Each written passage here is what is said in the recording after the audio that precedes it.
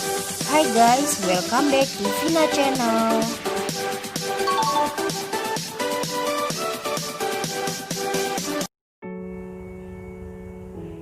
Hidup memang gak selamanya berjalan sesuai seperti yang kita mau.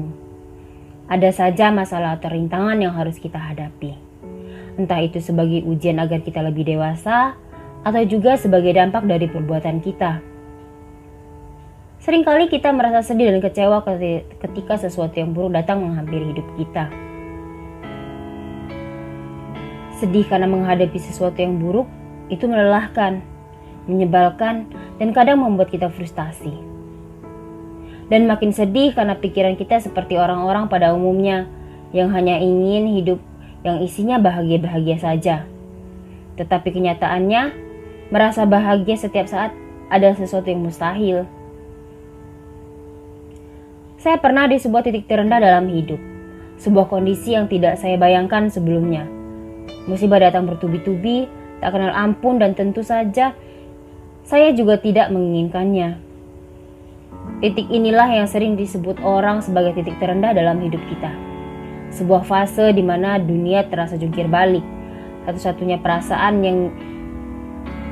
yang bisa kita rasakan hanyalah perasaan negatif, seperti sedih, gelisah, juga kehilangan energi dan motivasi. Hidup memang benar-benar membutuhkan effort yang sangat besar, yang akan menguji kesiapan, kesabaran, keberanian, dan keseluruhan dari diri kita. Dan satu hal yang tidak kita tahu, fase ini dialami oleh semua orang. Iya, semua orang, cuman ya mereka sama kayak kita, nggak banyak cerita tentang hal ini. Meskipun penyebab sedihnya berbeda-beda, tapi yang harus kita pahami adalah tidak ada yang namanya tingkat kesedihan. Tidak ada sedih yang lebih berat atau yang lebih ringan. Yang namanya sedih ya mau apapun, penyebabnya ya sedih aja. Apabila kamu tahu ada orang yang lagi sedih, jangan ikut-ikutan ngebandingin kesedihan orang itu dengan apa yang sudah kamu lalui sebelumnya. Cukup berempati, jangan balap-balapan untuk lihat siapa yang lebih menderita. Sedih kalau disombongin. Tapi yang harus kita ingat adalah perasaan sedih ini gak akan bertahan selamanya. Dan cepat atau lambat kita akan bisa melewati semua itu. Karena ketika ada di titik terendah dalam hidup ini, kita tidak butuh motivasi. Bahkan tidak jarang ada pikiran untuk mengakhiri juga terbesit untuk dilakukan. Maka dari itu buat kamu yang sedang berada di titik terendah atau mungkin belum pernah mengalaminya, coba deh, ini ada 6 tips saat kita berada di fase itu. Yang pertama, saat kamu merasa hancur, ingatlah bahwa Tuhan tidak akan meninggalkan kamu sendiri. Karena masalah yang sangat berat biasanya memang membuat seseorang jadi inferior. Kamu mulai merasa tidak berharga dan tidak memiliki siapa-siapa. Padahal meskipun saat itu tak ada seorang pun di sisimu, kamu masih memiliki Tuhan. Tuhan memahami perasaan kamu lebih dari siapapun. Mendengar semua keluh kesahmu, bahkan yang tidak terucap. Dan akan membukakan jalan untuk setiap hambanya yang berdoa dan berusaha. Jadi, jangan merasa sendirian lagi ya.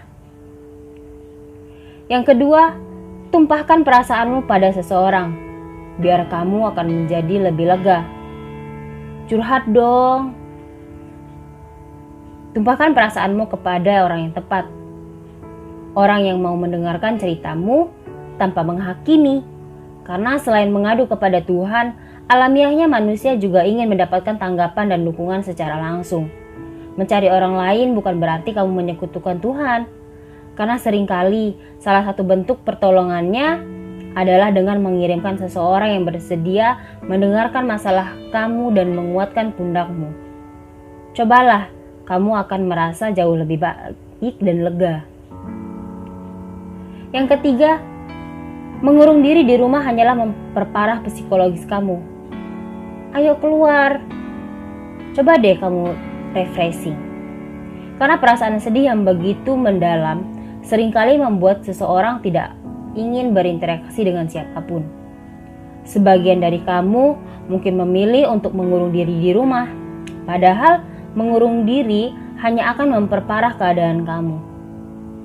Pikiranmu akan semakin penat. Kamu memang boleh menyediakan ruang untuk sendiri, tapi jangan lama-lama.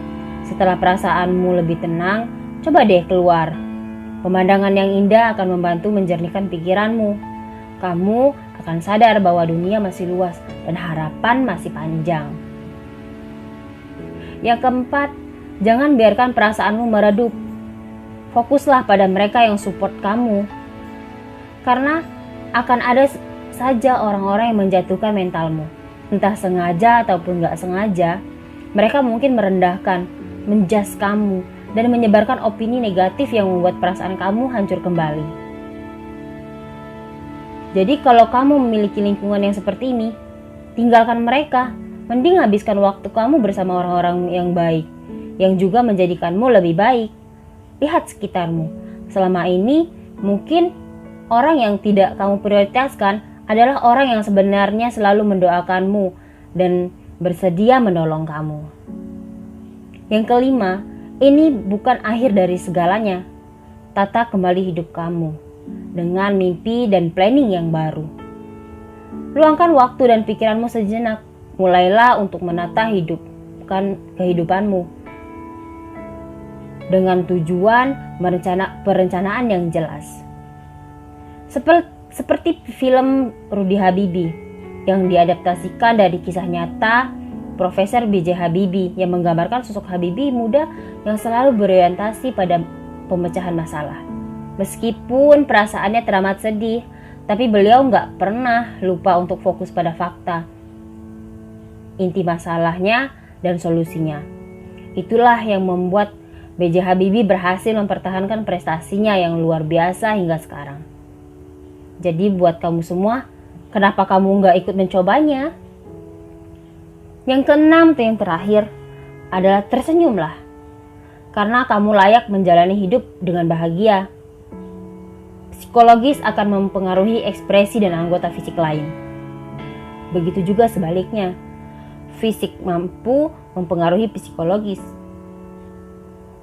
Maka selain kamu berusaha mengobati luka dari dalam, cobalah juga untuk mengobati luka dari luar. Tegakkan kepalamu dan tersenyumlah. Sibukkan diri kamu dengan berbagai kegiatan positif yang mendukung tercapainya mimpimu. Ikhlaskan semua yang telah berlalu. Nikmati dan cintai semua hal yang baru. Karena bahagia telah menantimu. Jadi, seberat apapun masalah yang kamu hadapi, ingatlah bahwa tidak ada masalah yang tidak mampu dipecahkan. Selama kita selalu berusaha dan berdoa, jalan akan selalu terbuka. Jadi, tetap semangat buat kalian semua. Terima kasih.